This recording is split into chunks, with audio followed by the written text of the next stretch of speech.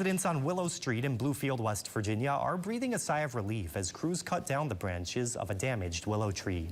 The tree has been a growing concern for neighbors in the area that were afraid of branches falling and damaging property or even harming children playing in the area.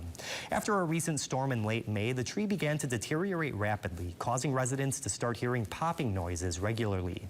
WVVA spoke with one neighbor who has been living across the tree, for 7 years.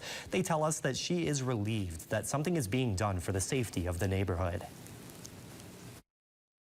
The day of the storm, a huge branch came down, and then the day after the storm, another big branch came down, and then it just sat there like making popping sounds, which was kind of scary. We didn't know what to expect out of it next, and so to see it finally coming down is a huge relief. Like, anxiety level can definitely come down now.